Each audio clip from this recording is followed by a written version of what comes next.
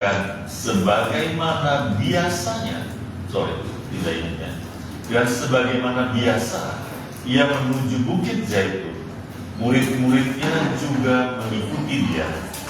Setelah tiba di tempat itu, ia berkata kepada mereka, "Berdoalah, supaya kamu jangan jatuh ke dalam pencobaan." Kemudian, ia menjauhkan diri dari mereka, kira-kira sepelempar batu jaraknya. Lalu ia berlutut dan berdoa, katanya, "Ya Bapa, jikalau Engkau mau, ambillah cawan ini daripadaku. Tetapi bukanlah kehendakku, melainkan kehendak-Mu yang terjadi." Maka seorang malaikat dari langit menampakkan diri kepadanya untuk memberi kekuatan kepadanya. Ia sangat ketakutan dan makin bersungguh-sungguh berdoa. Peluhnya menjadi seperti titik-titik darah yang bertetesan ke tanah. Lalu ia bangkit dari doanya dan kembali kepada murid-muridnya. Tetapi ia mendapati mereka sedang tidur karena duka cita. Katanya kepada mereka, "Mengapa kamu tidur? Bangunlah dan berdoalah, supaya kamu jangan jatuh ke dalam pencobaan." Yang berbahagia adalah setiap kita mendengar firman Tuhan, memelihara dalam kehidupan kita sehari-hari. Dengan demikian kita memuliakan Yesus Kristus Tuhan kita sampai dia datang. Amin. Saudara, aku dikasih Tuhan. Kemarin saya ada di GSKI Teleos. Kemudian saya membaca bagian ini, merenungkan, ya. Sementara saya ngobrol sama teman, itu terngiang dalam kepala saya, dalam benak saya. Ya. Dan apa yang saya sampaikan kepada Pak Hosea ini terus berbicara kepada saya, bagaimana keadaan Tuhan Yesus pada waktu itu. Saya membaca ini berulang, saudara, tetapi ayat 43 itu, ya, itu seperti luput buat saya. Saya lebih konsentrasi kepada apa yang Tuhan Yesus doakan, ya, apa yang terjadi dengan para murid, apa yang diharapkan oleh Tuhan Yesus dari mereka. Lalu kemudian bagaimana Yesus mencoba membujuk Bapa supaya cawannya ini diambil, ya, cawan yang harus dia minum ini biarlah berlalu gitu. Tapi bukan kehendaknya dia, melainkan kehendak Bapa. Ada kepasrahan dalam sebuah ketulusan, dan seperti itulah yang saya bayangkan. Karena setiap kali kita perjamuan kudus, bagian ini selalu saya mengulanginya, ya, kalau saudara perhatikan, ya. Karena lagunya juga jangan lupa Getsemani, ya. Jadi saya tidak melupakan Getsemani, tapi bagian kehadiran malaikat di tengah doa Tuhan Yesus itu luput sama saya. Belum pernah saya kembangkan tentang hal itu, ya. Apa maknanya? Saya coba menyelami, saya bicara sama Tuhan, bawa saya ke dalam suasana itu, bawa saya ke dalam situasi bagaimana Yesus berdoa sampai kemudian keringatnya bertetesan seperti tetesan darah, gitu. Dan ajaibnya, Yesus tahu malaikat Tuhan datang dan dia bicara menguatkan dia. Tapi kemudian di ayat berikutnya, Yesus takut.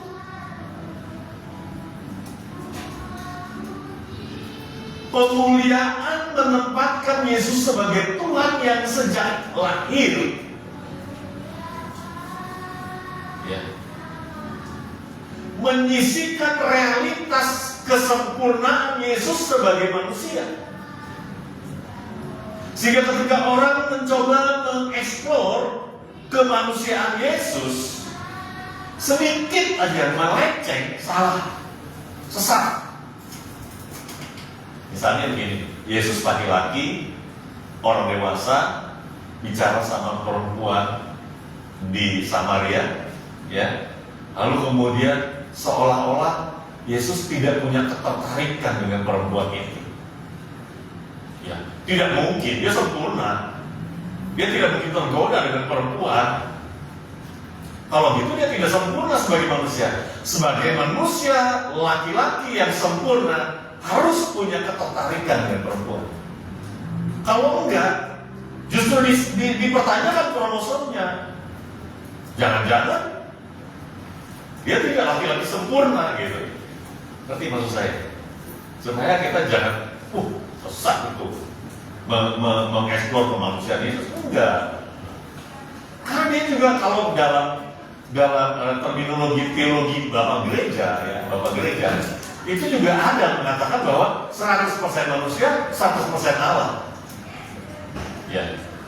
Waktu digabungkan, jadi Tuhan Yesus adalah 200%. Bukan begitu konsepnya, Pak. Jadi gimana? Ya dia Allah 100%, 100% juga manusia. Susah, nggak bisa jelaskan, susah. Nggak, saya nggak membawa saudara ke dalam polemik berpikir seperti itu, nggak usah. Tetapi menempatkan Yesus dalam porsi sebagai manusia yang berhadapan dengan situasi yang sulit, ya. Sampai tingkat kesulitannya itu luar biasa, saudara. Kenapa? Malaikat Tuhan datang menghibur dan menguatkan dia, ya. Itu tidak main-main, saudara. Kalau kesulitan saudara pada hari ini tidak sampai Tuhan menghiburkan dengan malaikatnya, berarti saudara masih dianggap mampu. Pencobaan-pencobaan itu menjadi pencobaan yang biasa, tidak melebihi kekuatan kita. Itu firman Tuhan, ya. Sampai di sini bisa mengerti maksud saya.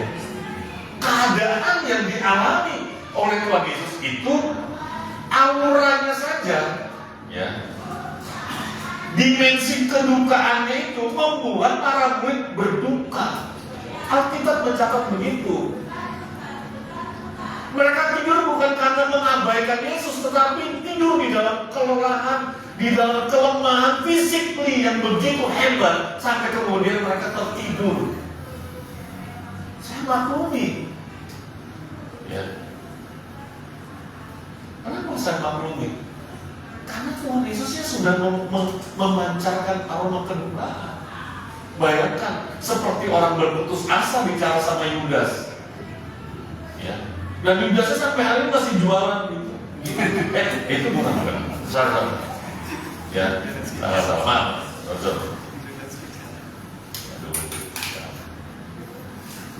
Ya.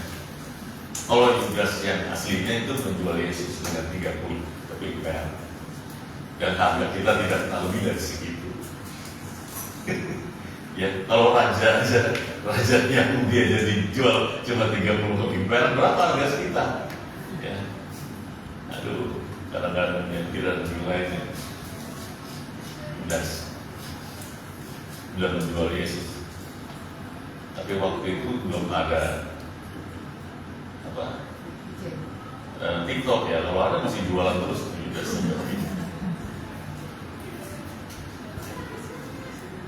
Satu keadaan yang saya coba tempatkan gitu, ya, menjadi representasi suasana, ya, keadaan itu saya coba paralelkan dengan keadaan yang saya alami. Aduh, belum apa-apa, jauh sekali. Tetapi walaupun demikian, saudara, kita perlu belajar dari pengalaman yang dicatatkan dalam Injil Lukas ini.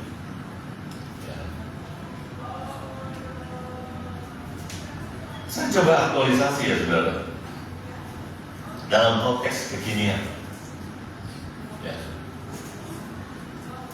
Bayangkan seorang konten kreator yang muda, sukses, kaya raya, punya follower yang bukan ribuan, tapi kita jutaan, ya.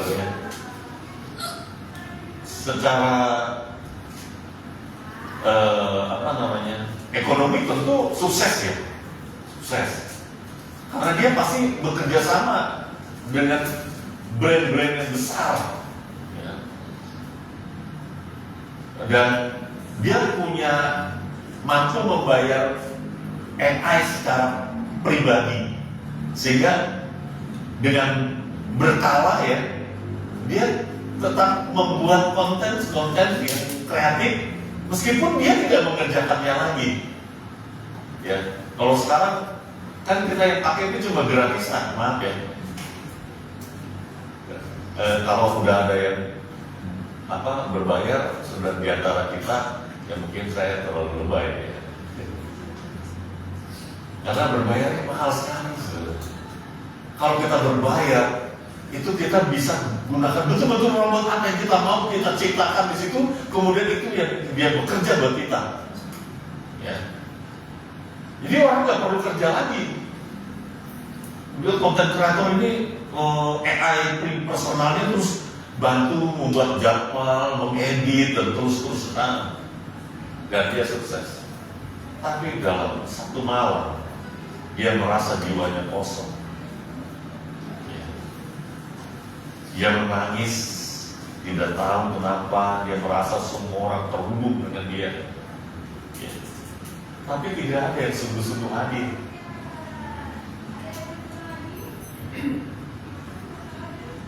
Saudara dikasih Tuhan, di era digital 5.0, ya, semua ada prosesnya tuh ya. Revolusi industri dari 1.0, 2.0 itu ada zamannya, ada eranya. Ya. Dan sejak abad 18 itu sudah mulai masuk revolusi industri sampai hari ini. Terus mengalami perubahan yang dinamis dan kita ada di 5.0 saat ini. Ya. Pengembangan yang tanpa batas. Dan kita diminta mengumpulkan dengan teknologi sampai sedemikian rupa. Dan kita bisa terhubung dengan secara teknologi, tetapi kita tidak sungguh-sungguh mengenal mereka. Ya. Apalagi kalau FB-nya itu ya yang profesional, yang menghasilkan konten. Pro, ya, FB Pro, ya profesional ya, FB Pro. Mungkin itu saya kurang paham. Kalau orang yang menggunakan FB Pro, ya, dia akan pokoknya dia kirim semua, orang yang tidak kenal pun kirim. Ya, apalagi kemudian dia berbayar. Ya, saya pernah lakukan itu sudah. Ya, saya bayar sekitar 17.000 kalau nggak salah untuk satu video saya. Ya, dan orang yang nonton itu lebih dari 2.000 untuk 17.000. Artinya dibantu sama sistem logaritmanya, dikirimkan, kan kita bayar, kita punya hak untuk dapatkan layanan seperti itu. Sehingga sangat mungkin sekali kalau kita bayar gitu ya, maka kemudian kita punya follower yang jutaan, tapi kita tidak mengenal orang itu siapa. Makanya ada yang jual itu follower, ya. Ada yang jual kalau nggak salah 50.000 atau berapa gitu ya, dapat berapa ribu. Itu bekerja. Yang tadinya tidak bisa live karena harus remote. Ya. Orang nunggu, kirim, ditemeninnya semua, kelamaan ya. Bayar aja 50.000 lah. Lalu kemudian saat kita sudah punya 2.000 bisa terlihat. Ini ngajarin saya. Artinya gini saudara, di era digital 5.0 ini kita bisa terhubung secara teknologi, tetapi mungkin kita terputus secara rohani. Karena sisi yang menyentuh pertemanan kita itu tidak ada.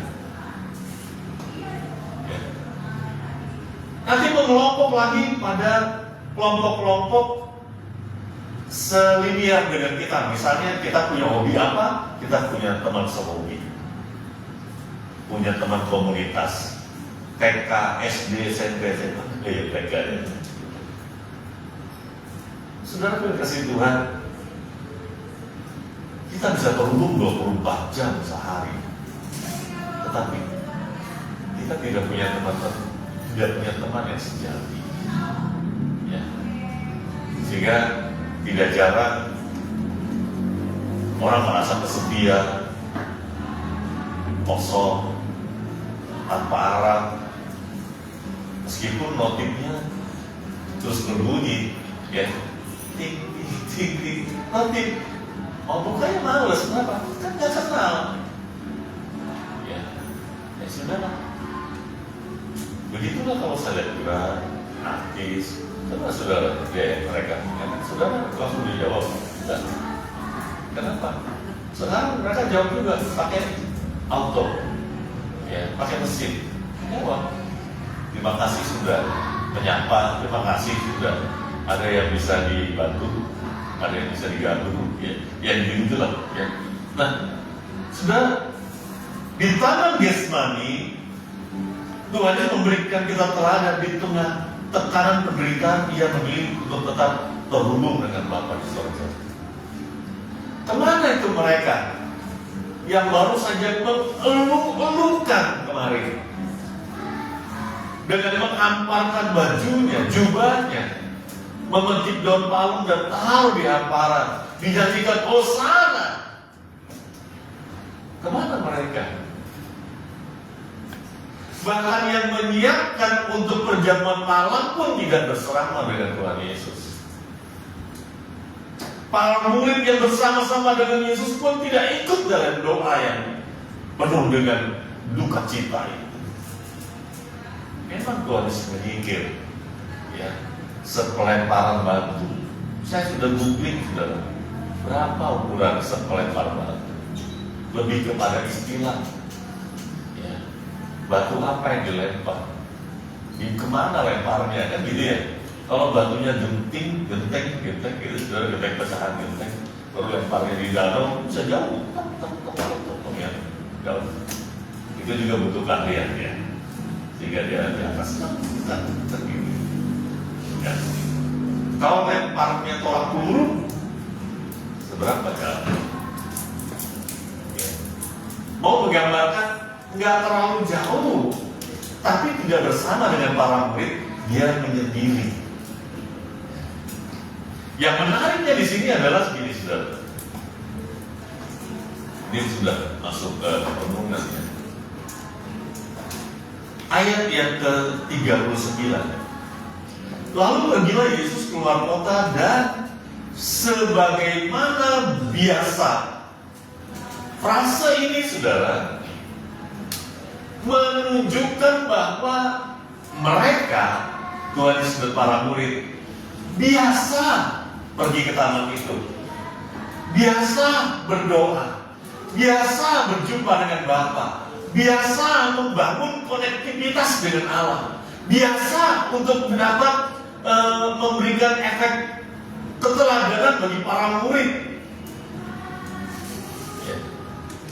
Getsemani menjadi tempat Tuhan Yesus merasakan hal-hal yang luar biasa bersama dengan Tuhan.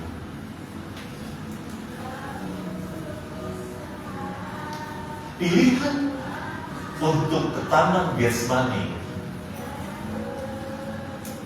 bukan dituntun oleh karena teknologi, tetapi oleh karena ketaatan. Sepertinya kita membutuhkan Getsemani.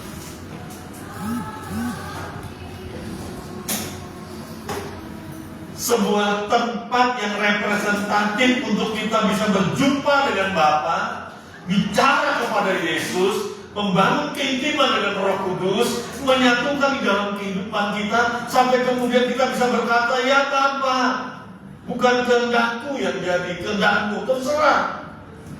Ya. Lalu kita mulai menyanyikan pujian, suka-sukamu Tuhan.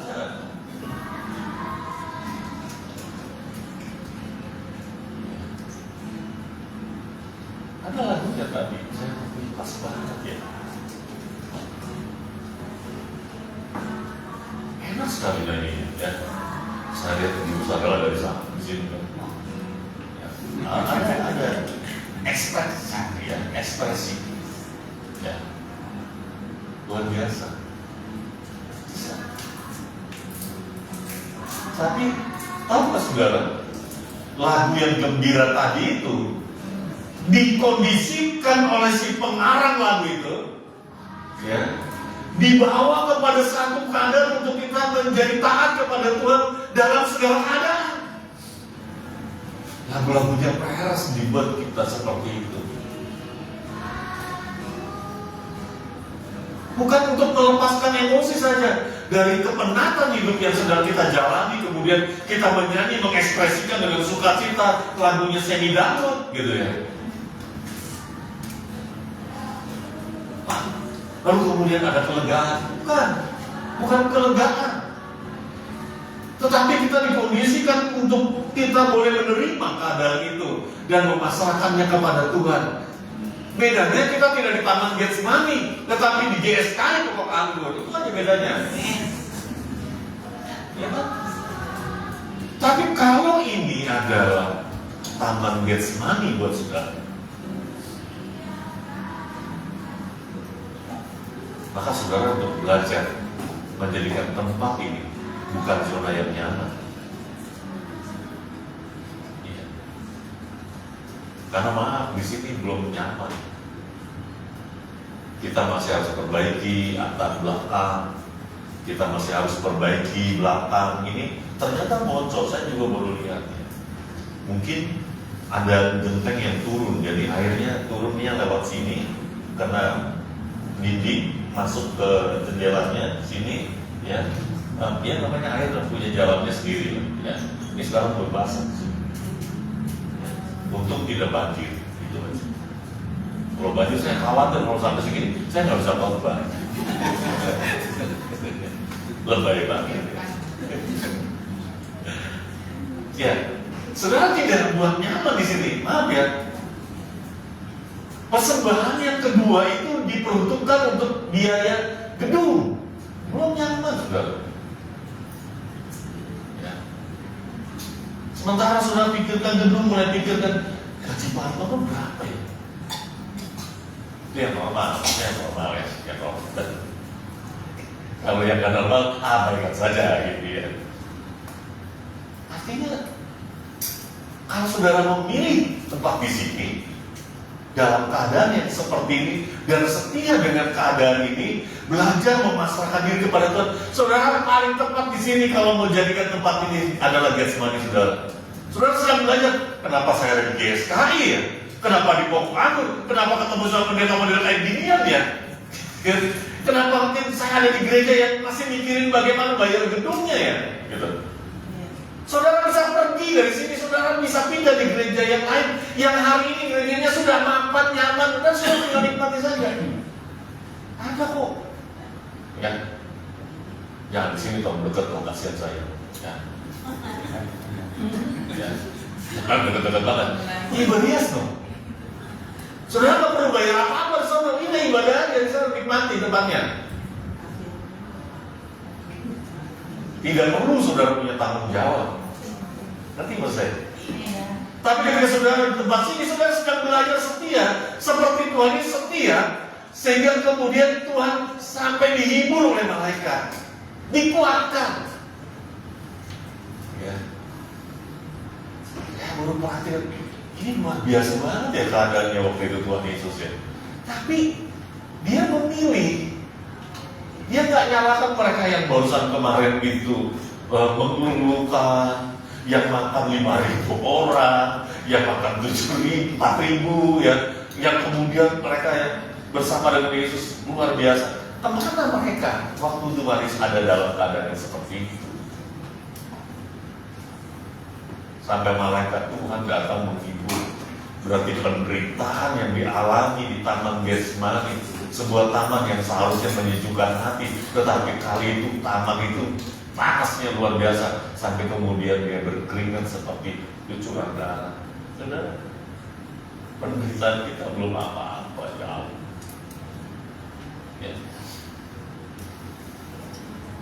Pencobaan-pencobaan yang kamu alami adalah pencobaan biasa yang tidak pernah melebihi kekuatan kita. Dan Hebatnya di ayat itu, apabila kamu dicobai, Dia menunjukkan jalan.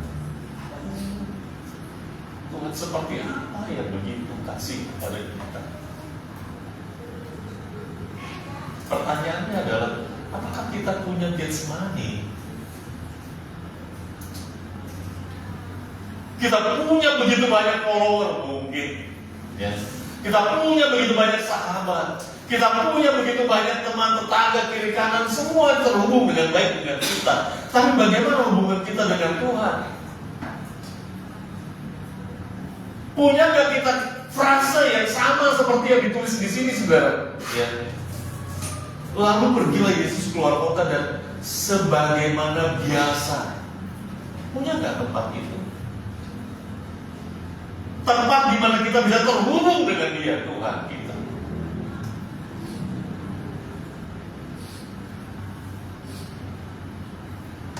Sebagaimana biasa menandakan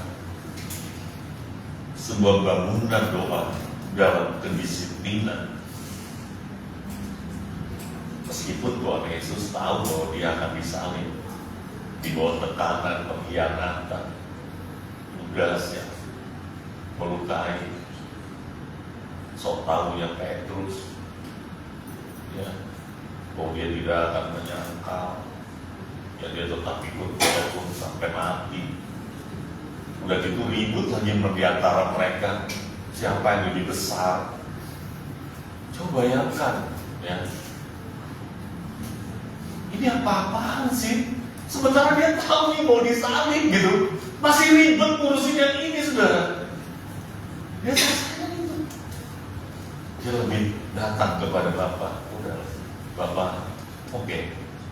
Ya. Oh, tidak dalam keperkasaan. Alkitab katakan dalam ketakutan.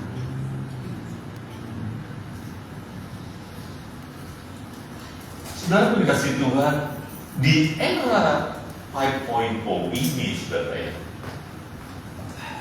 dunia yang serba instan dan sibuk, banyak orang kehilangan Getsemani. Ya.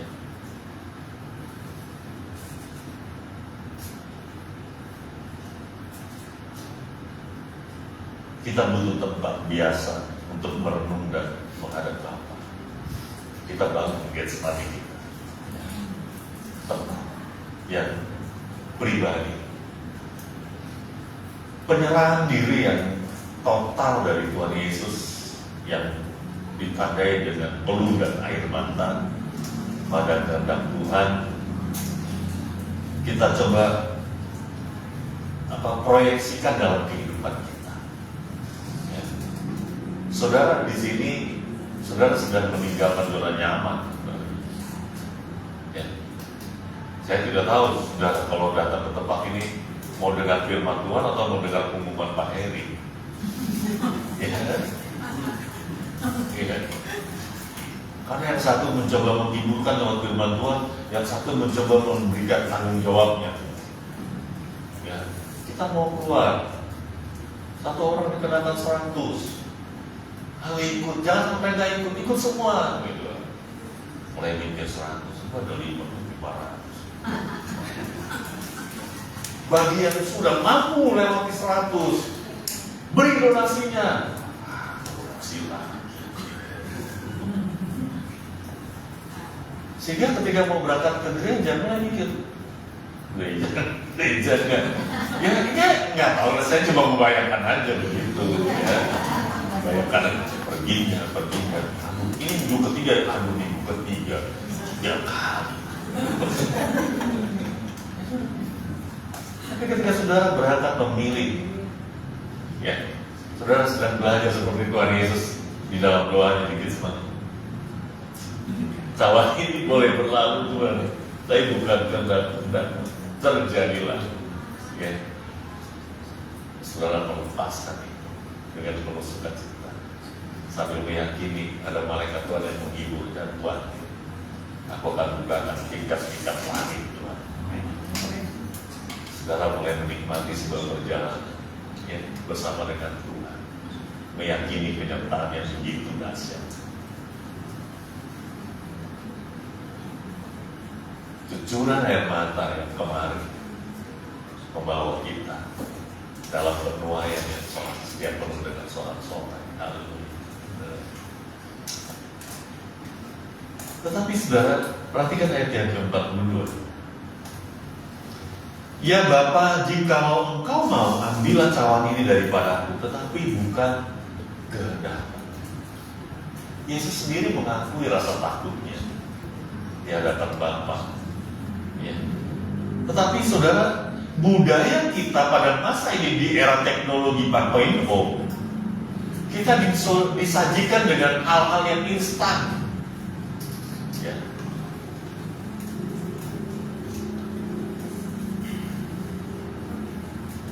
Tidak mau bergumul, datang duduk di GSKI, pokoknya orang baru nih biasanya gitu kan, duduk lalu kemudian. Jadi saudara, ini adalah minggu yang ketiga persembahan kita 3 kali, ya 3 kali. Lalu kemudian yang pertama untuk operasional, yang kedua untuk tempat ibadah, yang ketiga untuk kita kegiatan setahun. Oh lihat, baru masuk nih.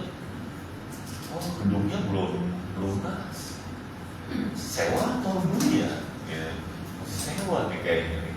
Aduh ini beban ya. Nggak datang lagi besoknya. Ya. Kadang-kadang dilema juga. Mau diumumkan nggak sih kayak gitu? Diumumkan kayak gitu. Ya. Nggak diumumkan, nanti katanya jemaatnya tidak peduli, tidak bertanggung jawab. Ya, serba salah, dilematis ya. Tetapi saudara, ya seperti tadi saya bilang, pergumulan Tuhan Yesus bukanlah tanda kelemahan, tapi justru memberikan gairah yang menimbulkan keberanian menuju kepada kemenangan secara rohani. Dia menang. Ya. Sama seperti saudara datang ke tempat ini, melewati itu semua, dan kemudian bisa menikmati kebersamaan, melihat, menyaksikan bagaimana setiap bulan, ya, lalu kemudian pelan-pelan lunas, pelan-pelan bagus, pelan-pelan sejahtera. Seiring perjalanan itu, rumah tangga juga diberkati Tuhan. Ya. Kenapa? Karena saudara tidak terlalu fokus kepada berkat kita, tapi fokus kepada berkat yang bisa memberkati gereja.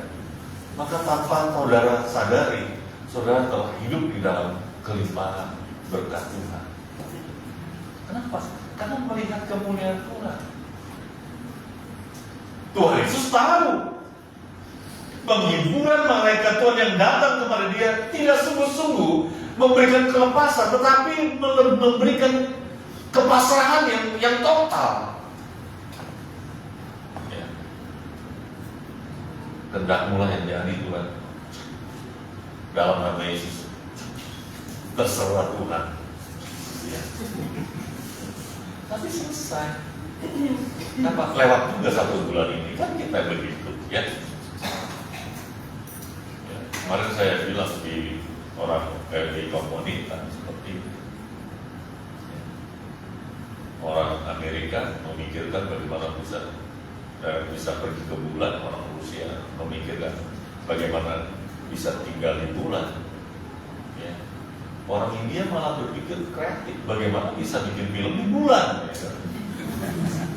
Orang Indonesia bagaimana bisa melewati bulan tiap bulan. Bukan cuma sampai di bulan, melewati bulan. Bagaimana bisa melewati bulan ini? Ada ininya. Luar biasa ya. Dalam konteks ilustrasinya masa kini, begini saudara. Saya punya catatan, namanya Tom Bloomfield. Ya. Bloom, ya, bukan Bloom, tapi Bloomfield. Dia pendiri Monzo, sebuah bank digital berbasis aplikasi yang populer di Inggris.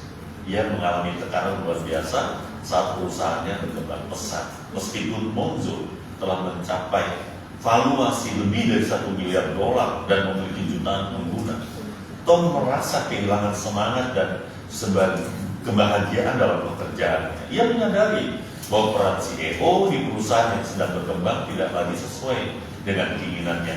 Dia lebih menikmati fase awal di dalam membangun startupnya. Saudara, jangan pikir kalau semuanya sudah beres, saudara akan bilang, senang. Iya senang, hari itu kelega saudara bisa tarik nafas. Ya. Tetapi saudara akan kehilangan gairah hidup ketika saudara tidak lagi dipacu dengan sebuah tantangan. Ya. Kenapa orang yang pejabat di negara atau pegawai pemerintah lah, ketika pensiun seringkali menghadapi realitas post power syndrome. Kehilangan dia. Ya, nggak tahu bikin apa lagi, melorot kesehatannya, lalu nggak berdaya lagi. Ya. Kalau dia pejabat, kalau bukan pejabat, tiba-tiba post power syndrome itu agak aneh juga ya.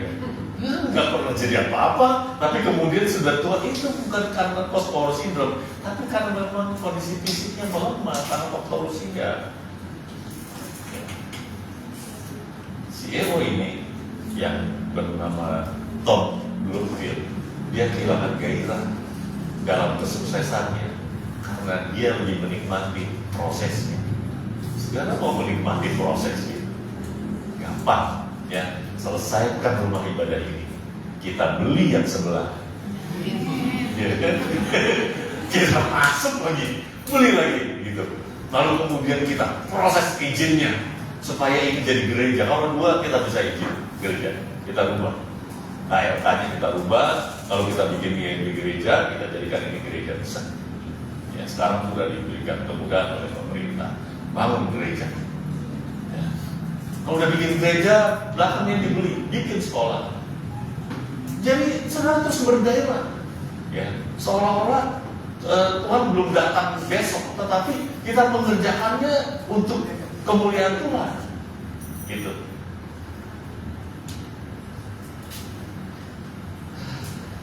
Ini juga jadinya ya, jatuh-jatuhnya nih. Oke, baik, saya akan simpulkan begini saja.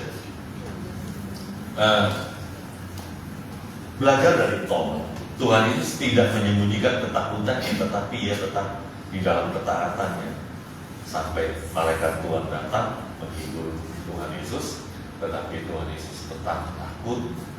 Namun ketika dia takut, dia menyerahkannya kepada Bapa karena dia tahu rencana itu harus terjadi di dalam kehidupannya. Tidak mudah memahami itu. Tetapi ketika saudara menjadikan tempat ini sebagai Getsemani, saudara memasrahkan hidup saudara. Saya jumpa dengan Pastor Toro, Pak Sagala, kalau saya lalu bertemu dengan Pak Sudi, semua yang menjadi teman, menjadi sahabat, menjadi keluarga.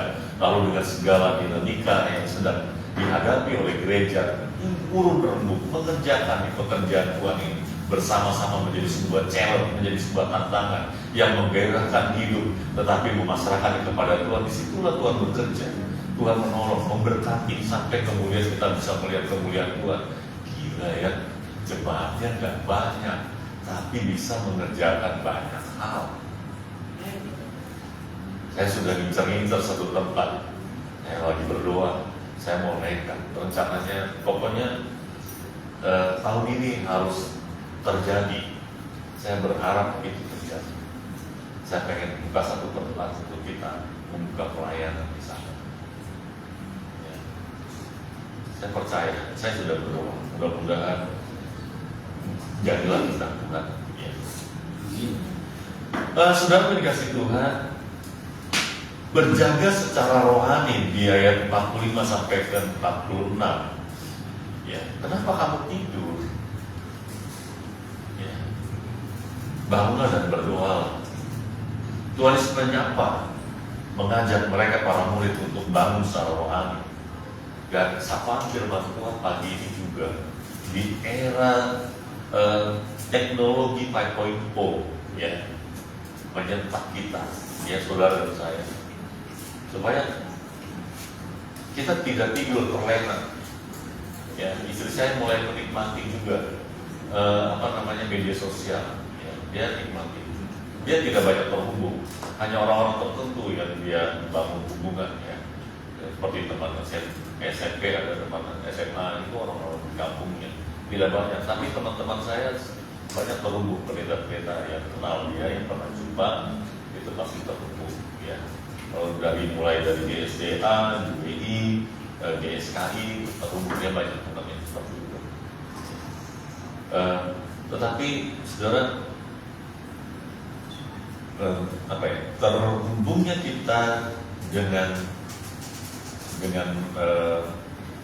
melalui media sosial, ya, terhubungnya kita dengan mereka melalui media sosial, jangan sampai memutus hubungan kita dengan Tuhan. Istri saya sudah bisa menikmati yang tadinya saya cuma sendirian, ya, melihat yang lucu saya tertawa. Itulah yang membuat saya hidup sampai hari ini. Jadi kadang-kadang saya mentertawakan diri saya sendiri juga. Kenapa saya begini? Ya, kenapa saya mau menjalani kehidupan yang seperti ini? Ya, saya sudah pernah melewati kehidupan yang Tuhan tuntut di tempat-tempat yang nyaman, oase yang menyembuhkan, menikmati dan sebagainya. Ya. Tetapi kemudian saya memilih jalan saya bersama dengan Tuhan sampai ke tempat ini, sampai hari ini di sini. Gitu. Dan itu adalah pilihan yang menurut saya bukan cuma saya yang memilih, tetapi juga tuntunan Tuhan untuk saya ada di tempat ini. Saya menikmati dan saya tertawakan. Ya, kadang-kadang saya suka ngobrol sama istri. Mungkin orang lihat kita udah gila tapi nggak terasa, ya, itu jalan terus gitu. Saya nikmati, ya. Pokoknya yang bisa ditertawakan saya tertawakan. Yang saya dukakan ya saya dukakan. Ya, artinya kalau saya harus berduka dengan suasana itu saya juga berduka. Ya, apalagi sekarang belakangan ini saya udah sensitif banget, ya. Tercermin dari mobil saya juga. Mobil saya itu kalau ada sentakan sedikit motor di samping kenceng, gitu, dia langsung gitu, sensitif ya. Di rumah kami itu, aduh, nggak boleh ada petir, saudara. Kalau kedua gitu, sekali langsung, aduh, ya. Kalau tidur ya, harus terbang. Itu kalau di Doki Pak Heri ya tahu, mobil kuning itu Pak, yang suaranya ada meganya, ada megafonnya tuh, tuh. Itu kalau langsung bunyi mobil saya. Jangan mudah tersinggung.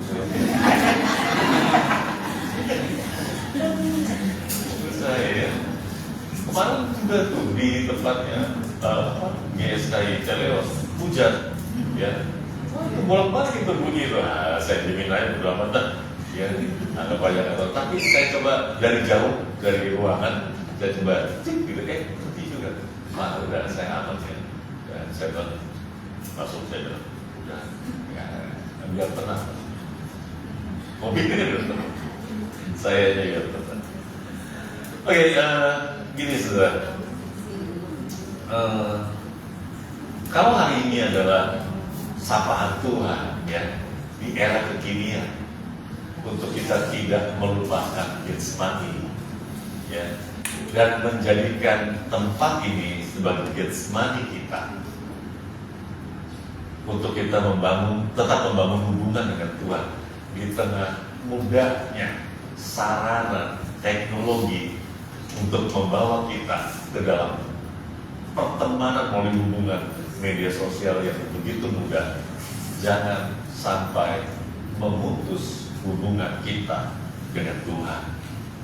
Karena begini, saudara, kalau kita ini handphone, ya, kita harus dicas pada melalui charger yang pas, ya. Sudah pernah ngecas tapi tidak ngisi-ngisi? Bukan chargernya ya, bukan chargernya tidak hidup, chargernya hidup, nyala dia, tapi nggak ngisi-ngisi.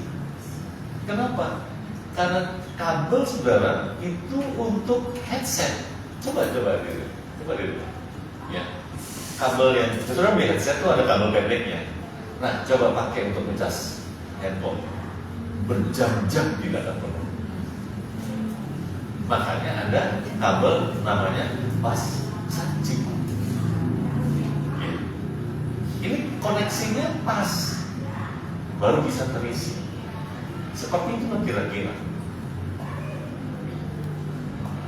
Cuma mau kasih tahu begini, nggak tahu nih, saya sedang membangun superiority, ya. Saudara di sini pas, saudara, paling pas. Dan saya ketemu saudara, Bapak Ibu Saudara, itu juga yang Tuhan pertemukan pas. Saya ketemu dengan istri saya pas, saudara. Kalau saya bukan sama dia, nggak tahu saya jadi apa. Sama dengan Pas Toko dan istrinya pas gitu. Ya. Mungkin kelihatannya gitu, kelihatannya. Saya juga dengan istri saya kelihatan. Tapi itu yang paling pas, yang paling cocok itu. Jadi kalau saudara dianggap tua di tempat ini, itu paling pas. Jadikan ini Getsemani. Ya. Kalau ada yang kelihatannya salah, lebih bagus jawab dengan perbaharui karakter. Perbaharui karakter. Kalau kemudian kita tidak mendapatkan sesuai dengan ekspektasi kita, karakter kita sudah menjadi serupa dengan Yesus. Amin. Tuhan memberkati kita. Mari kita berdoa. Amin. Bapa di surga, di dalam nama Yesus, kami ingin membangun sebuah komitmen baru di Paskah, di minggu-minggu Paskah, di perayaan Paskah tahun 2025 ini, Tuhan. Kami mau mencoba bangun pagi menyapa Tuhan sebelum kami membuka handphone kami. Bangun pagi menyapa seluruh anggota keluarga sebelum memegang handphone kami. Bangun pagi mempersiapkan segala sesuatu yang lebih utama untuk dikerjakan hari ini daripada memegang handphone. Handphone adalah sarana untuk menempatkan kami dalam kemajuan teknologi di era kekinian. Tetapi kami mau membangun taman Getsemani kami untuk kami boleh mengekspresikan cinta kasih kami kepada Tuhan, dan tentu akan membawa dampak dalam kehidupan kami dan orang-orang di sekitar kami.